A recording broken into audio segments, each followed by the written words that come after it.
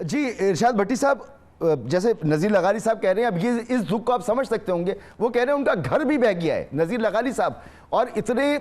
عرصے سے صحافت کر رہے ہیں، یہ تو اگر کسی کو رابطہ کریں کچھ کریں تو کچھ نہ کچھ امداد وہاں پہنچ سکتی ہے۔ اس وقت کوئی سننے والا نہیں ہے، کوئی سمجھنے والا نہیں ہے۔ ہم لگے ہوئے ہیں جی شہباز گل کے ساتھ کیا ہو گیا، اس پر جلسے ہو رہے ہیں، اس پر تقریریں ہو رہی ہیں، عمران خان صاحب پر پابندی لگا دے حکومت، یہ کہہ رہی ہے۔ اور پھر آپ ذرا تصور کریں کہ حکومت پاکستان اپنا موقف دے، ایک پریس کانفرنس کے اندر موقف دے، آپ اس کو متنازع بنا دیں، یہ کیسے ہو سکتا ہے؟ کون اتنی جرت کر سکتا ہے کہ وزیر ہونے کے باوجود اور وزارت کے پلیٹ فارم سے ایک تقریر کرے، آفیشل پریس کانفرنس کرے، اور آپ اسے متنازع بنا دیں، آپ ججز کو متنازع بنا دیں؟ ارشاد بھٹی صاحب۔ جی مسعود بھائی شکریہ۔ پہلے سب سے پہلے تو آپ نے جو اپنے انٹرو میں کہا، جو فوجی گاڑی کو خبروں میں خبر نامے میں جو ابھی آپ کے پروگرام سے پہلے چلا، فوجی گاڑی کو جو حادثہ ہوا، 9 جو فوجی شہید ہوئے، ان کی فیملیز، ان کے لواحقین، ان کے ورثاء سے دلی ہمدردی۔ اللہ تعالیٰ ان شہیدوں اور غازیوں کی فوج کو سلامت رکھے۔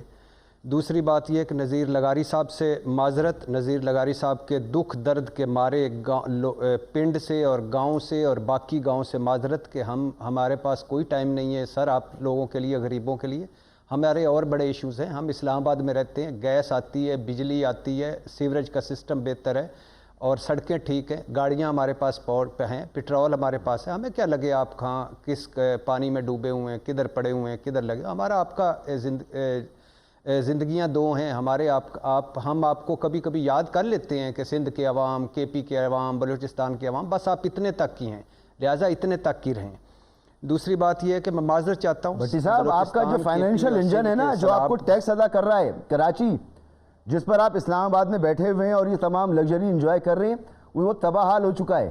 اس کی سڑکیں ٹوٹ پھوٹ کا شکار ہیں، اور اس بدترین ٹوٹ پھوٹ کا شکار ہیں کہ آپ تصور نہیں کر سکتے۔ تو یہ تو اگر یہی آپ اس طرح خاموش رہے اور ان معاملات پہ بات نہیں کی تو یہ لگژریز آپ کی بھی بچنی نہیں ہیں۔ چراغ سب کے بجھیں گے، ہوا کسی کی نہیں۔ سر میں معذرت چاہتا ہوں اپنے تمام جو سیلاب میں ڈوبے ہوئے لوگوں کے لیے، کیونکہ میرے پاس ان کے لیے کوئی ٹائم نہیں۔ لاڑکانہ میں جو 200 گھر گرے ہیں، بھائی جان آپ کے گرے ہیں، کون سا میرا گرا ہے، آپ جانیں اور آپ کے گھر جانیں۔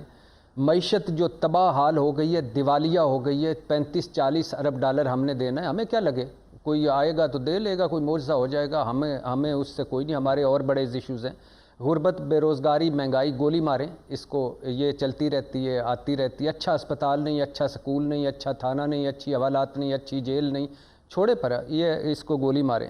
اور یہاں میں ذکر کرتا جاؤں کہ وہ کراچی جو ڈوب گیا ہے، جو گٹر زدہ ہے، جو مکھی زدہ ہے، جو کوڑا کرکٹ زدہ ہے، جہاں 3 دہائیوں تک پیپلز پارٹی اور ایم کیو ایم نے کی، اور اس پہ دیکھیں پھر آج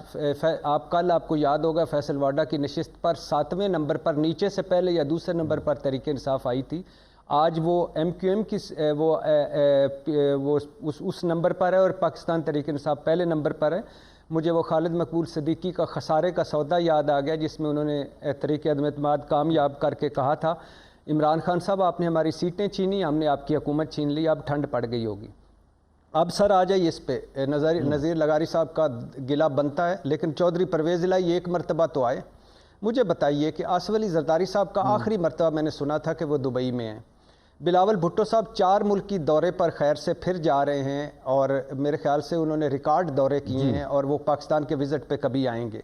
حمزہ شہباز صاحب لندن میں ہیں، مولانا صاحب ترکی میں ہیں، عمران خان صاحب اپنے جلسوں بیانیوں میں ہیں، اور مریم نواز صاحبہ کا کچھ پتہ نہیں، اور بلوچستان کے سردار وڈیرے جنہوں نے اسلام آباد میں دیواریں ہلا دیتے ہیں اپنی خوبصورت تقریروں کے ساتھ کہ ظالموں بلوچستان کھا گئے ہو، آپ نے بلوچستان کا یہ کر دیا وہ کر دیا، کسی گوٹ، کسی گھر، کسی سیلاب کے آگے وہ کھڑے نظر آئے تو ہمیں دیکھ لیجئے۔ سندھ کے والی وارث کہاں ہیں کوئی پتہ نہیں ہے، کے پی کے بڑے بڑے نام کہاں ہیں جو ہمارے ٹی وی پروگراموں میں سنبھالے نہیں سنبھلتے، وہ کہاں ہیں۔ بات بیسیکلی یہ ہے بھائی جان کہ عمران خان صاحب پر پابندی لگا دیں، بالکل میر جعفر، میر صادق، نیوٹ کہنا میری فوج کو مضبوط فوج، مضبوط پاکستان، مضبوط پاکستان، مضبوط فوج، اور میرا ہمیشہ سے ماننا ہے آپ تنقید کریں، ان کو اپنی ریڈ لائن میں نہ مگر ان کی ریڈ لائن میں نہ جائیں، تذلیل نہ کریں، بےزتی نہ کریں، نیوٹرلز کو گالی بنا دینا، ہلاکو خان چوروں سے مل گئے، امریکی اعلیٰ کار شہباز گل صاحب کا نیکسٹ لیول کا بیان، ایک منٹ صرف مسعود بھائی، پگڑیاں نہیں اچھالنی چاہیے، جھوٹے الزامات نہ لگائیں، بےہودے الزامات اور گھٹیا ٹرینڈ مہم اور شہداء تک کی جہاں تک پہنچ گئے۔ لیکن بھائی جان اس طرح تو کچھ لوگوں کو اخبارات بھی پسند نہیں ہیں، وہ بھی بند کر دیں، پھر کچھ لوگوں کو ٹی وی بھی اچھا نہیں لگتا، وہ بھی بند کر دیں، پھر سوشل میڈیا بھی ریگولیٹ کرنے کے بجائے وہ بھی بڑا جھوٹ پھیلاتا ہے، وہ بھی بند کر دیں۔ عمران خان پر پابندی لگائیے، بالکل ٹھیک کیا آپ نے، آپ لگا سکتے ہیں، مگر اس سے کیا آئی ایم ایف کے پاس IMF ہمارے گھٹنوں پہ آ جائے گا، ڈالر نیچے آ جائے گا، بھٹی صاحب نہیں آئے گا گھٹنوں پر، ایک منٹ وہ گھٹنوں پر نہیں آئے گا۔ مجھے یہاں پر ایک بات آپ سے پوچھنی ہے، کیا اگر آپ عدالت کے فیصلوں سے بالکل آپ اس پہ اختلاف کر رکھیں، لیکن آپ ججز کو، اب بات پولیس سے آگے نکل گئی ہے، اب فوج سے بھی آگے نکل گئی ہے، اب ججز کو آپ وہاں کھڑے ہو کے کہیں گے تم نے ہمارے خلاف فیصلہ دیا، ہم آئیں گے اور تمہیں نہیں چھوڑیں گے، سر یہ اگر ہم نے شروع کر دیا تو ہم کہاں جائیں گے؟ اس سے نہیں ہوتا، IMF ہمیں پیسہ نہیں دیتا، ہماری غربت ختم نہیں ہوتی، کچھ نہیں ہوتا، لیکن اگر ہم نے یہ شروع کر دیا تو ہم کہاں جائیں گے؟ مسعود بھائی 101% آپ کے ساتھ ایگری کرتا ہوں، کل کہہ رہا تھا، پرسوں کہہ رہا تھا، آج کہہ رہا ہوں کہ یہ نہیں ٹھیک، 2 ادارے بچے ہیں اس ملک میں، 2 ادارے ہیں، ایک آخری ریلیف گاہ جیسے آپ نے بتایا عدلیہ، آخری ریلیف گاہ ہماری، ہم عدلیہ کے فیصلوں پر مجھے 101 اختلافات ہیں، مگر میری عدلیہ میری ہے اور آزاد عدلیہ اسی سے مجھے ملے گا۔ فوج سے آپ کو 101 آپ بات چیت کر سکتے ہیں، تنقید کر سکتے ہیں، اختلافات کر سکتے ہیں، مگر وہ شہیدوں کی فوج ہے، غازیوں کی فوج ہے، اور آپ اس طرح اس کی تذلیل اور بے عزتی نہیں کر سکتے۔ لیکن میں آپ سے ایک سوال پوچھتا ہوں، آپ نے مجھ سے سوال پوچھا کہ آپ نے آخر آ کے چن لیا، آپ نے ادھر آ کے پابندی لگا دی، ٹھیک ہے، مجھے بتائیے گا، میں عجیب سا ہوں کہ وہی جرم، وہی الزام نواز شریف صاحب پر ہے گجرانوالہ کے جلسے میں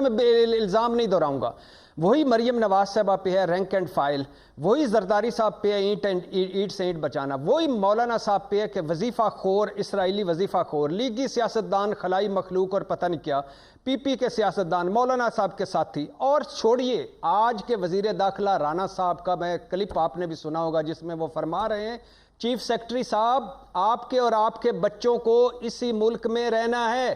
کمشنر صاحب آپ نے یہی نوکری کرنی ہے، اور ہم ہر اس عدالت اور ہر اس جج کا گھراؤ کریں گے جو ہمارے خلاف فیصلے دے گا۔ آپ مجھے بتائیے، اس کے علاوہ آپ ان ساروں پہ میں نے بہت سارے نام سکپ کر دیے، ان ساروں پہ کسی پہ آپ نے پابندی لگائی؟ آج میرے دوست کچھ دانشور، اب آپ نے کہہ دی بات، اب مجھے آگے ہی بڑھنا ہے۔ ارشاد بھٹی صاحب ایک جملے میں آپ کی بات کا میں رسپونڈ کرتے ہوئے، حالانکہ یہ میرا منصب نہیں ہے، صرف دو جملے میرے نہیں، ہاں 2 جملے صرف مجھے بول دیجئے۔ فار ایگزامپل الطاف حسین کو ملایا جا رہا ہے، الطاف حسین جتنی بد زبانی، الطاف حسین صاحب پہ قتل، اغوا، بتے توان کے جو الزامات ہیں، جناب پور کی باتیں غلط ہوں گی چھوڑ دیں، بھارت کو لشکر کشی کی دعوت دینا وہ بھی چھوڑ دو، الطاف حسین اور عمران خان کو ابھی نہیں ملایا جا سکتا۔ نواز شریف صاحب پر پابندی اس لیے لگی کہ اسلام آباد ہائی کورٹ نے کہا کہ وہ مفرور ہیں، وہ سرنڈر کریں گے عدالت کو تو ان کو ہم بولنے کا کہنے کا حق دیں گے، آپ لگا دیں، مجھے کوئی اعتراض نہیں ہے، لیکن بات یہ ہے کہ بھٹی صاحب مجھے ذرا آگے بڑھنا ہوگا، بالکل آپ کی بات پہنچ گئی، آپ کا پہنچ گیا۔